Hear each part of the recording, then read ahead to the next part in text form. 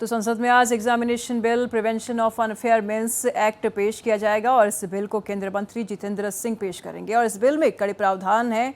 इस मुद्दे पर हमारे संवाददाता प्रशांत त्यागी ने कांग्रेस के लोकसभा सांसद सुखदेव भगत से बातचीत की है। प्रशांत त्यागी से हम जान लेते हैं कि क्या कुछ विपक्ष की तैयारी है, क्योंकि आज तो सरकार जो है वो अपनी बिल को पेश करेगी। किस तरीके से विपक्ष इस पर रिएक्ट करेगा?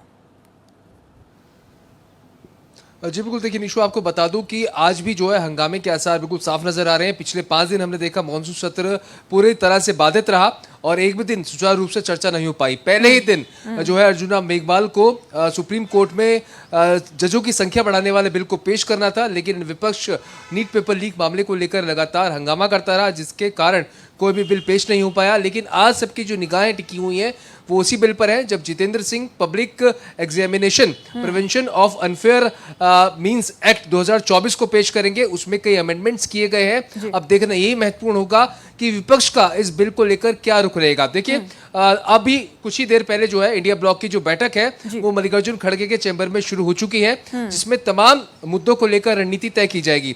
देखिए सुबह से ही जो विपक्ष है उन्होंने एडजर्नमेंट मोशन नोटिस जो है वो देना शुरू कर दिया है सदन के अंदर। अब विपक्ष की मांग है कि छात्रों के ऊपर जो बर्बरता हुई है 20 तारीख को, जो उन पर लाठीचार्ज हुआ, जो हिंसा हुई है, उस पर जो है गहन चर्चा जो है वो सदन के अंदर की जाए। तो यानी कि अब जो पहली मांग विपक्ष की है वो इसी पूरे मुद्दे को लेकर चर्चा की मांग है और उसके बाद विपक्ष का साफ तौर पर कहना है कि जो बिल पेश होगा उसके ऊपर सुचारू रूप से हम लोग चर्चा करेंगे। लेकिन पहले सरकार जरूरी है, ये भी जान लेते हैं कि इस बिल के आने के बाद क्या कुछ बदलाव होंगे, कितने सुधार होंगे?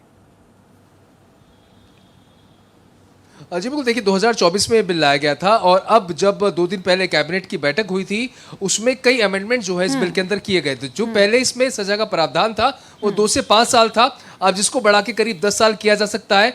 तो वहीं जो जुर्माने की रकम थी वो करीब 1 करोड़ रुपए थी, जो उसको बढ़ा के 10 करोड़ रुपए किया जा सकता है। लेकिन देखिए लगातार नीट पेपर लीक के जो मामले हैं वो सामने आए। 2024 में भी नीट पेपर लीक हुआ था और उस दौरान भी इस बिल को बनाया गया था। एनटीए नेशनल टेस्टिंग एजेंसी के देखरेख में ये एग्जाम होते हैं, लेकिन उसके बावजूद भी लगातार पेपर लीक के मामले जो है, ये नहीं कि नीट, अलग अलग जो एग्जामिनेशंस होते हैं उसमें भी पेपर लीक देखने को मिले। तो कहीं ना कहीं अगर ये बिल में और संशोधन करके इसको सख्त बनाया जाता है तो एक जरूर इस पर थोड़ी रोक लगाई जा सकती है, क्योंकि जो पहले जुर्माने का जो रकम थी वो करीब 1 करोड़ रुपए के आसपास थी, जिसको अब बढ़ाकर 10 करोड़ रुपए कर दिया जाएगा। वहीं सजा के प्रावधान को भी यहाँ पर ज्यादा बढ़ाया जाएगा। 10 साल तक की सजा जो है अब इसमें सुनिश्चित की जाएगी, यानी कि जो दोषी पाया जाएगा उसको 10 साल तक की सजा हो सकती है। तो और भी कई सारे जो अमेंडमेंट्स हैं वो इस बिल में किए हैं, देख रहे हैं। लेकिन ये महत्वपूर्ण होगा कि क्या विपक्ष इस चीज को स्वीकार करेगा या फिर अपनी बात जो है या जो उनकी मांगे हैं, जो 3 मांगे थी जिसमें से एक धर्मेंद्र प्रधान का इस्तीफा हो गया, बाकी जो 2 बची मांगे हैं कि जो स्टूडेंट्स पर हिंसा हुई उन पर हिंसा करने वालों के खिलाफ कार्रवाई और साथ ही साथ प्रधानमंत्री का माफीनामा सदन के अंदर।